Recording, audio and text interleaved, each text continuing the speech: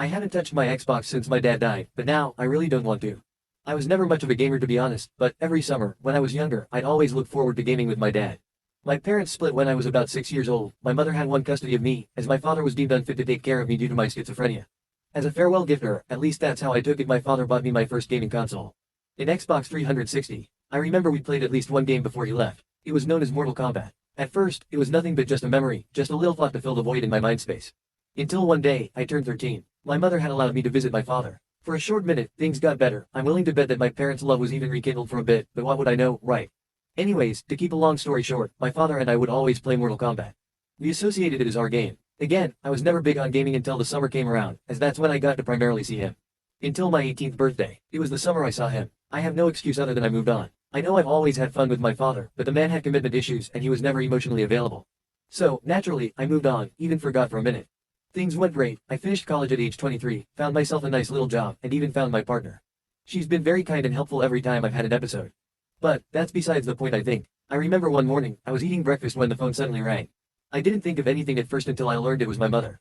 Weird, she'd never call me on some random Tuesday. So, I answered the phone, only to be met with a conflicting, monotone, almost tired voice. I remember the way I felt a shiver ride down my spine as she told me the last thing I'd ever expected to hear. Your father is dead, I'm sorry. Apparently, he died from drinking or something. At least he went out how he went into everything. Hell, I still don't know. For a brief second, I paused. I mean, how am I supposed to react to that news? I loved him, and he was never close, but by God did I love him for trying. At least I think he tried. My mother and I made plans to meet up later that night for dinner, just to catch up. As our phone call came to an end, I felt kind of empty. I decided to take the day off of work to reflect, and even called my partner over to hang out. After telling her the news, she was quick to show up. God, I love that woman. When she came over, she made sure to ask if everything was okay. I told her how I felt, which, to be frank, I don't know how I felt. I felt rather nostalgic, if I'm being honest, and after telling my partner, she came up with the idea to search for my old Xbox 360. At first, I genuinely didn't think I still had it, as I don't really mess with gaming, but honestly, it was a pleasant surprise to see it after all this time. We found it in my basement. I plugged it into my TV, setting up the controllers, the whole shebang. Do people really still say that? At first I was worried about not having any games, but upon further inspection. Opening the disc tray, I discovered the game I used to play with my dad, Mortal Kombat. But yeah, wow, good job leaving the disc in the tray, dumbass. Suddenly, I heard a little beeping sound. It was a timer I'd set up to remind me to take my schizo meds. My partner said she'd take over setting it up as I went to go take my meds. I kissed her on the cheek before leaving the room. I checked my phone out of habit, no new notifications. Suddenly, I heard the menu screen for Mortal Kombat start up. I scurried back into the living room, as my girlfriend turned on the second controller, handing it to me. Oh, you're giving me player 2. You're asking for it. I chuckled as we embraced in a hug. Upon booting up the fighter select screen, it felt like a breath of fresh air. Just for a minute, even if I didn't want to care, it felt like my dad was there. My randomly depressing thoughts were disrupted by the voice announcer as my girlfriend had selected Reptile. Reptile. They look cool. Fine. I closed my eyes, taking a few deep breaths as I selected my old main. Scorpion. Damn, he looks cool too, my girlfriend said, laughing to herself.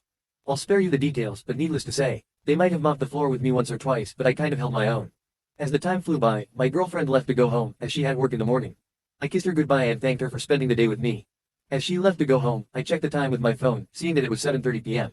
There was one missed text from my mother. It read as follows. What are you doing? Get over here. Asterisk. I laughed to myself, kind of with some ironic humor. I hurried to my car, hoping to make up for forgetting the plans we had. I know 7:30 doesn't sound too bad, but my mom was always one to be early, and as pushy as she can be, I love that woman. As I showed up to the restaurant, I was greeted by both my mother and the sound of Carrie Underwood's "See You Again." What were you up to? I remember my mother asking. I got a little distracted. You know, memorabilia I guess. I felt bad, but I wasn't going to lie. Well, I guess I can't hold it against you. I know that your father and I were never on the best of terms, but he did love you. I could tell it took a lot for my mother to say that, and maybe it hurt her more to say it than it did for me to hear it, but she was right. In any case, if I ever make the mistakes that he did, I hope you'll find it in your heart to forgive me. I could tell this was a bit of a touchy subject for my mother. I guess with my father's below average image, she doesn't want to be an afterthought. I promise you, you're not like that. I love you. At this point, I didn't know what else to say. Luckily, we managed to end up changing the subject for a bit as we discussed our day-to-day lives. Apparently, my mother found peace in gardening after retirement. Good on her. As we finished our meals, I decided to pay for the check to let some weight off of her shoulders. We hugged and said our goodbyes, and I promised her that I'd always love her. As I got home, I looked at the clock, seeing that it read 9:23 p.m. I entered the living room to hear the sound of the TV. There was a cutscene of Scorpion, who seemed to be sending his kunai rope dart through Johnny Cage. Before he could say his iconic line, however, the cutscene froze as the menu took over again. Weird, I've never seen that cutscene before. I thought to myself. I quickly shrugged it off before deciding to play the latter mode as Scorpion. I selected medium, as I was feeling a little cocky, and then proceeded to get my ass absolutely handed to me. So, to avoid smashing my controller, I paused the game to go get a drink. As I opened my fridge, I could have sworn I heard a voice. Someone was calling for me. As I ran into the living room, a little concerned, the game seemed to be unpaused. I guess I didn't pause it. I paused the game for sure this time, as I grabbed a can of soda. When I returned back to my seat on the couch, the game unpaused. It's an old console, I guess. Asterisk. I thought to myself as I went to grab my controller. My opponent was Kentaro, and I've come too far to just give up. Before I could hit a button, I could have sworn I saw Scorpion's kunai rope come out. But it didn't. As I was fighting Kentaro, I noticed a bunch of strange things about the stage of Goro's lair. For starters, Goro was gone. Normally he'd be in his throne, but he was nowhere to be seen. As for Kentaro, his difficulty seemed to be significantly toned down. Maybe it was from losing a lot. I don't really remember the mechanics of this game or how losing works. Anyways, as I finally finished off Kentaro, Scorpion did his cool little badass animation, you know, the one where he opens his little portal to hell and jumps through it. I never really got tired of it, to be honest, but when you've seen it long enough, you really get to studying every frame, and maybe it was just me, but the part where he looks up at the screen, it seemed to almost freeze on it. Again, I chalked it up to my console being old, but that also wouldn't explain little parts of the map missing. Before I could sit there and actually think about these things, the screen loaded back up, and it was time for me to face Shao Kahn. I took a breath. If there's one thing I've never forgotten, it's how much of a pain in the ass this dude is. I skipped the cutscenes, hoping to get right into the battle, but for a minute something made me pause. I wondered what my dad would be thinking right now if he was here. My thoughts, however, were interrupted as Shao Kahn hit me with a shadow charge.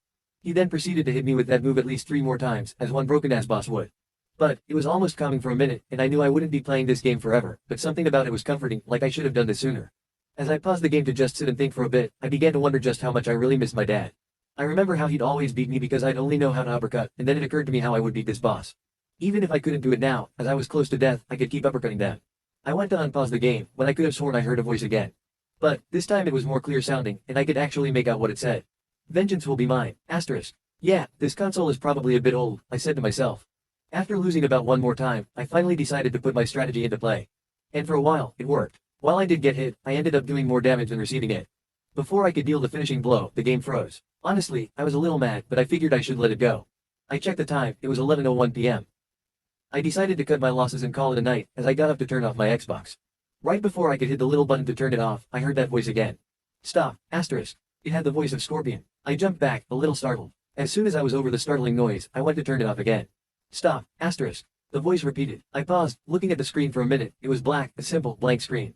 And then it hit me. I forgot to take my meds. Idiot, I thought to myself. But when I tell you, regardless of the cause, the craziest thing happened. Scorpion jumped out of the screen and landed on one knee in my living room floor. I froze, unsure of what to do now, as Scorpion turned the Xbox off. I mean you no harm, he said, looking directly at me. He looked pretty weird. He wasn't some fighting character with outdated graphics. He was human, or, at least looked to be more human. His eyes were still white, with no iris in sight. Halt, before you do anything at all, I mean no harm. He said again, repeating himself. I want to make a deal with you. His voice echoed across the room. What's your deal? I asked, trembling. Help me with the assassination of Sub-Zero, and I will help you in finding peace. What do you mean find peace? I asked, still a little shaken up with the fact that Scorpion just came out of my damn television. I will help you to honor your family and clan. I guess I can help, I said, with my breath noticeably shaky. What more was I supposed to do? I guess this just felt a little too real. I tried excusing myself to the kitchen, in hope of getting a clearer mindset, and to hopefully go take my pill. As I went to move, I heard something that made my blood curdle as I froze in place. Get over here, asterisk. I felt a sharp dart pierce my skin as his kunai tore into a tiny bit of my skin.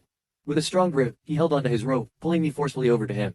Before I could say anything, or even scream, he grabbed me by the collar, opening a portal to a new stage. Hell, I started to scream as he threw me into the portal, closing it behind the two of us. I wanted my partner, I wanted my mother, I wanted my dad. You seem afraid, Scorpion said, turning to me. I wasn't able to read his expression. We're in hell, I'm going to die, I want to go home, I take this all back.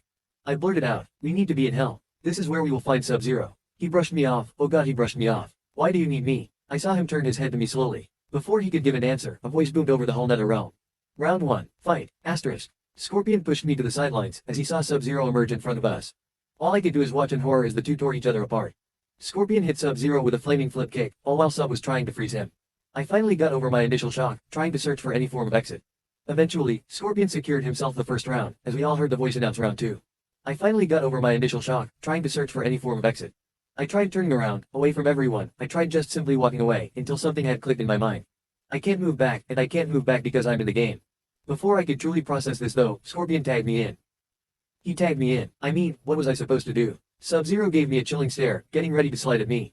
I did the only reasonable thing I could do, which was tag Scorpion back in. He stared at me, before turning around to fight Sub-Zero. But that stare, it was different. He seemed almost disappointed. He even fought more aggressively, ending the round a few seconds later. Finish him, asterisk. We heard the voice shout. I looked away, closing my eyes. I hated this part, I've always hated this part. Watch, learn, Scorpion said, tapping me on my shoulder. I turned around to watch him tear his mask off, revealing his flaming skull. When he turned away to presumably most certainly finish off Sub-Zero, I looked away. I don't care if he cut me, I don't care if it's just a game, I want to go home. Scorpion, wins, asterisk. The voice announced. He tapped my shoulder again. You looked away. Again, he didn't seem mad but rather disappointed. I want to go home. I shouted. We can't go home yet. Scorpion said, opening a new portal. You need to fight, he commanded. No, I need to leave. I responded, my muscles getting a little more tense. We have one thing left to do first. Scorpion said, putting his mask back on. I don't want to go. I pled, tearing up. Scorpion looked at the ground, grabbing me by the hand and throwing me into this new portal. It was Khan's arena. Scorpion walked in. After me, quickly closing the portal behind him to make sure I couldn't escape. You must fight, Scorpion said, keeping his tone stern. Before I could say anything, I felt an increasing pain in my back as I was sent flying across the arena. As I screamed, in immense pain, I saw a giant shadowy figure loom over me. It's official, you suck. Asterisk. It was Shao Kahn. I begged, pleading for him to spare me, but he brushed me off. Just like Scorpion, he brushed me off. He threw a spear, which I luckily already ducked as I was still on the floor. I didn't know what to do, I was in a corner. I closed my eyes, getting up on my knees. Bracing for whatever came next, I decided to hit Shao Kahn with an uppercut. I heard a scream, it was his scream as he was sent flying backwards. I stood up, still in shock. I tagged in Scorpion. I mean, we were tagging, right? Must I do everything? He said, groaning to himself as he went to attack Shao Kahn. I sat back, watching, hoping he'd win, hoping, swearing to God that this would soon end. What don't you get? He said, turning his direction to me. He tagged me in. I tagged him back in. I wasn't fighting Shao Kahn. Please, just play the game, he said. His voice seemed almost human for a second. I want to leave, I said, keeping myself calm. Fine. Scorpion turned to Shao Kahn, making him pause. I watched as he vanished from our sights. Face me, in Mortal Kombat, he said. Round 1, fight, asterisk. I froze as Scorpion unleashed his kunai rope at me. I cut it, pulling him into me as I hit him. Let me go, I said, as I hit him repeatedly. How about a new deal? He said, his voice starting to sound more human. I send you home, but I get to keep one thing from your souvenir. Deal, I said, not giving a second thought. Scorpion opened a portal, removing his mask. Dad, I said, completely frozen. I just wanted to have fun with you, you wanted this, didn't you? He asked me, desperation in his eyes. No, I didn't. I shouted, I thought you missed me. He threw his kunai to the ground. I thought I did too, but this isn't what I want. I love you, son. My dad said, as he was brought to his knees. If you leave, you're going to regret it, please just stay. I didn't answer him, walking through the portal. As I walked through, I heard him call my name, one last desperate attempt. I looked back at my father, tears in his eyes. All he could let out was a faint whisper. Please son, get over here. The portal closed. I went to look at the clock. It read 1:34 a.m. I turned around, only to notice the Xbox was gone. I called my girlfriend, in hopes of her coming over again. But, nothing happened. She didn't pick up the phone. I went to bed, hoping this all to be just a bad lucid dream, or an episode. As I awoke the next morning to the sound of birds chirping. My girlfriend was by my side, ready to plant a kiss on my forehead. And while I'm sitting here right now, with no true idea if that was real or not, I know one thing for sure. I haven't heard from my mom since. Wherever she is, I hope she's happy. I really couldn't find that Xbox, I couldn't even find the game again, but I knew I had no interest in playing it. But it was all over now. Get over here, I said to my girlfriend, as she smiled, running over to hug me. As we hugged in each other's embrace, I noticed something poking out of the closet. A kunai, the best of both realms.